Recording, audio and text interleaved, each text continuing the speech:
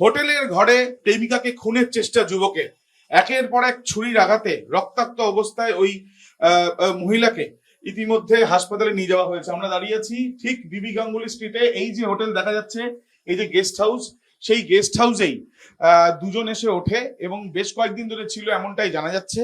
এবং চেন্নাইয়ের এক যুবক, সেই যুবককে ইতিমধ্যে গ্রেপ্তার করা হয়েছে মুচিপাড়া থানার পুলিশের তরফে।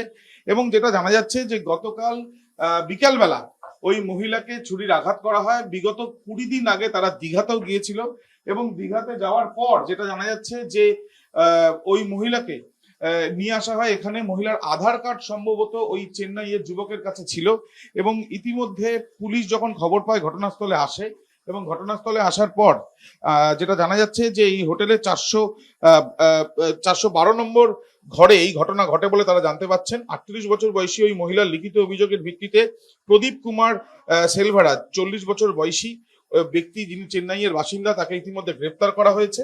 এবং গ্রেপ্তারের পাশাপাশি এই ঘটনায় কি মূলত এই ঘটনার পেছনে কি কারণ, শুধুমাত্র কি তাদের মধ্যে কোনো বচসা বা অন্য কোনো শত্রুতা ছিল কিনা বা অন্য কোনো বিষয় ছিল কিনা, এই বিষয়গুলো কিন্তু দেখা হচ্ছে।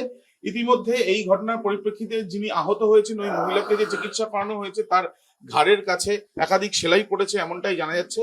এবং যে যুবককে গ্রেপ্তার করা হয়েছে সেই যুবক এখানে কি কারণে কলকাতায় এসেছিল এবং এই প্রেমের সূত্র ধরেই সে এখানে এসেছিল নাকি তার পেছনে অন্য কোনো বিষয়, সেটা খতিয়ে দেখা হচ্ছে বলে পুলিশ সূত্র থেকে জানা যাচ্ছে।